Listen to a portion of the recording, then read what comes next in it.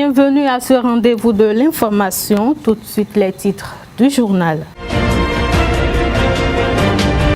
Le démarrage des négociations entre le gouvernement et les syndicats béninois a été perturbé ce 13 mars par un groupe de travailleurs venus des départements pour rétrocession des défalcations. Les détails dans un instant. Vous suivrez également dans ce journal le point de presse effectué par le parti politique Foscori pour un Bénin émergent FCBE ce mardi sur 4 sujets d'actualité à tension sociale qui prévaut actuellement au Bénin. Dans cette édition, vous découvrirez la feuille de lecture, l'un des composants nutritifs de l'hors d'œuvre et très prisé par les Béninois.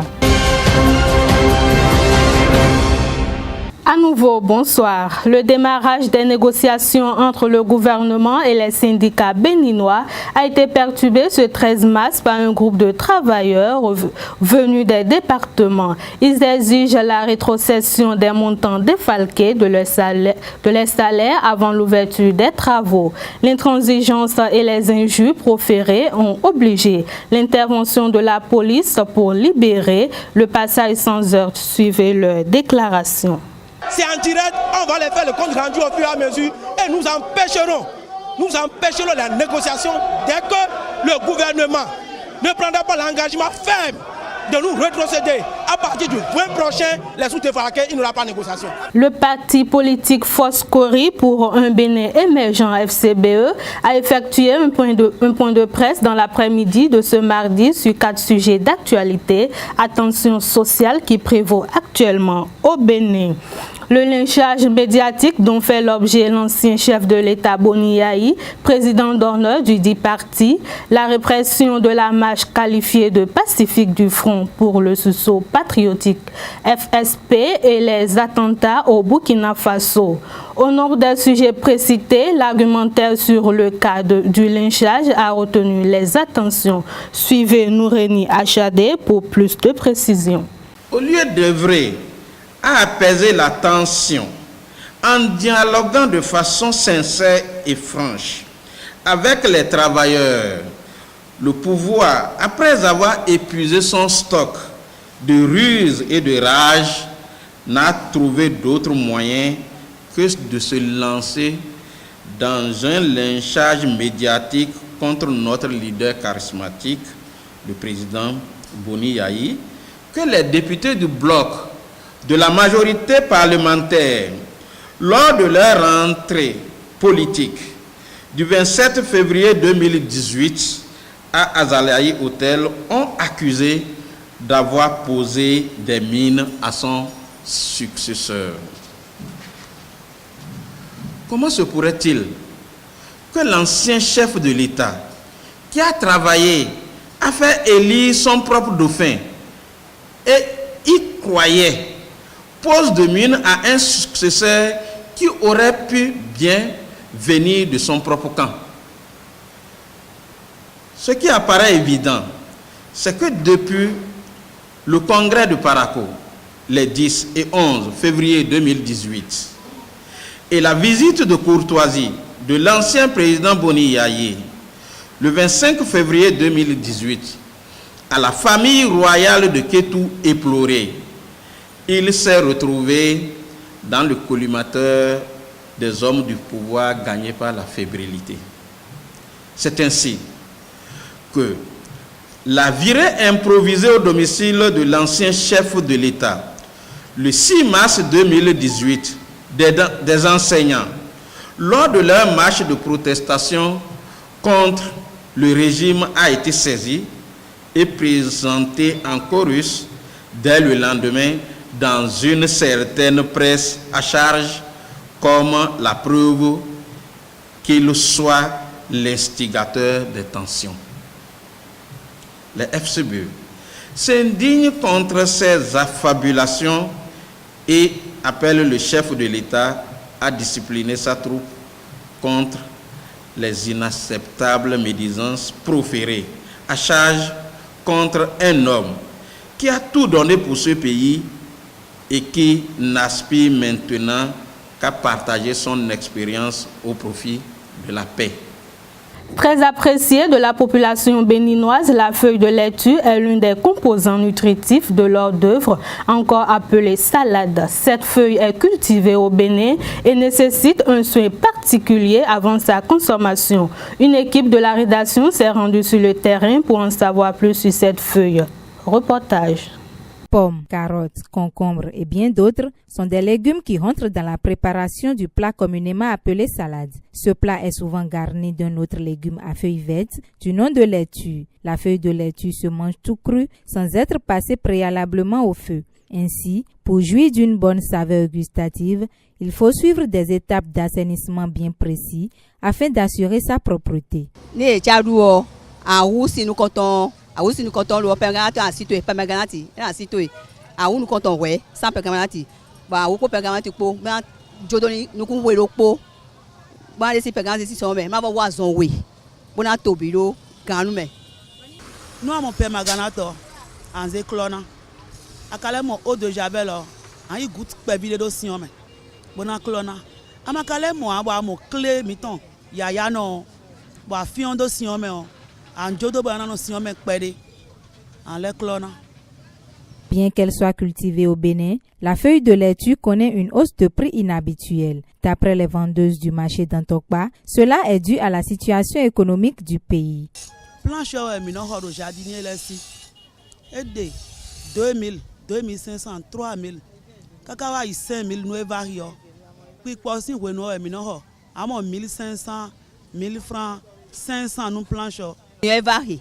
Bon, on 3000, 3000, 2500, 2000.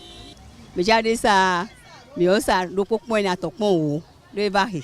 Malgré sa cherté, il faut retenir que la feuille de laitue est un légume qui regorge beaucoup de vertus. Ainsi, sa consommation est recommandée pour préserver un état de santé parfait. La dépigmentation est une pratique très tendancieuse au Bénin. Les femmes et même les hommes de teint naturellement noir passent des produits cosmétiques éclaircissants pour changer la couleur de leur peau.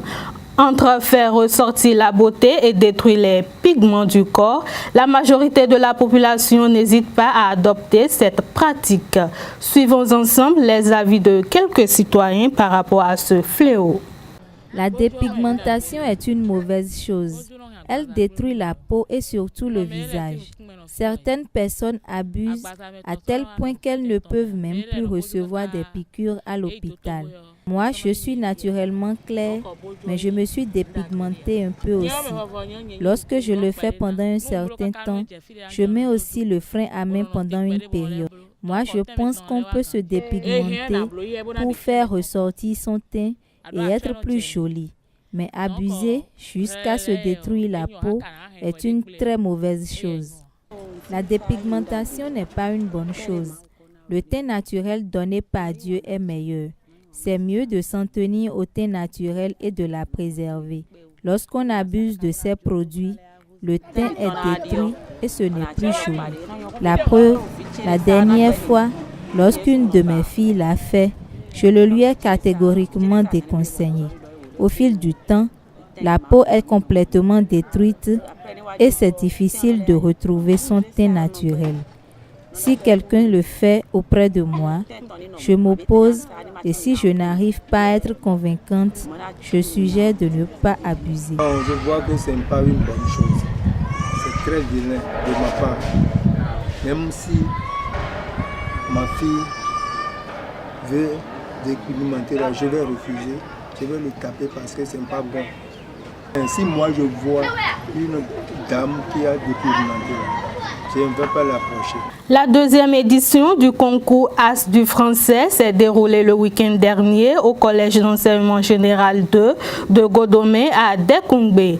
Initié par le groupe Flash Info, ce concours vise à promouvoir l'excellence dans les écoles et collèges, surtout en français. Suivez plutôt. Concentrés, ces écoliers et élèves gèrent le stress chacun à sa manière avant le lancement de l'épreuve du concours auquel ils participent ce samedi 10 mars. Odilon Yonkwe, le promoteur de ce concours, ne tarde pas à donner le top de la composition. Le numéro de chaque consigne en répondant, vous mettez les numéros de chaque consigne créer le numéro, si c'est orthographe, mettez l'orthographe, étudier. C'est compris, hein?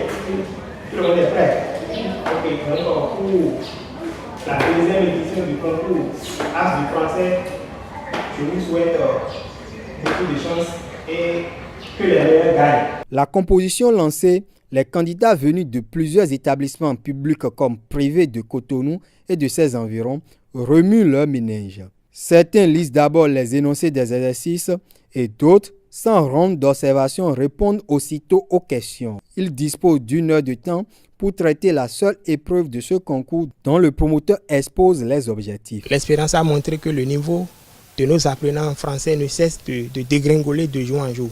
Donc c'est pour un temps soit peu remédier à cet état de choses et renforcer un peu leur niveau, encourager la lecture en milieu scolaire et promouvoir maintenant l'excellence. C'est les trois objectifs que nous poursuivons en organisant ce jeu concours. Les épreuves ont pris en compte les notions d'orthographe, de grammaire et de conjugaison auxquelles ils sont tout le temps habitués dans leurs classes respectives. Ça va du CME jusqu'en terminale. Il y a des épreuves, je dirais des exercices qui sont tirés des manuels ou bien des romans au programme. Quand ils prennent par exemple la troisième, ils auront su leur épreuve, des tests, des extraits de tests tirés de Sous l'orage. Idem pour les autres classes aussi. Donc ce n'est pas quelque chose d'extraordinaire. Ayant accompagné certains de ses apprenants à la deuxième édition du concours As du français, Roger Agbaholou, directeur d'établissement privé, loue l'initiative et invite ses collègues encore réticents à y adhérer. J'invite les chefs d'établissement à prendre en considération une telle initiative parce que ça va permettre aux enfants de pouvoir mieux s'outiller en français.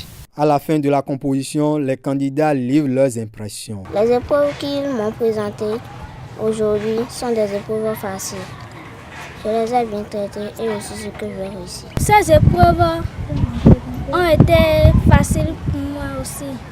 Mais dans l'orthographe, il y a des choses que je ne comprends pas. Malgré cela, j'ai bien travaillé. Je pense rapporter encore le premier prix. Les résultats vont être proclamés le samedi 17 mars prochain et la cérémonie de remise de prix aux 18 lauréats à raison de 2 par promotion aura lieu une semaine plus tard. Précisons que le concours As du français est réservé aux apprenants de la classe du CM1 jusqu'en terminale. C'est la fin de cette édition sur ESAE TV. Merci de votre aimable attention et prenez soin de vous où que vous soyez. Bonsoir.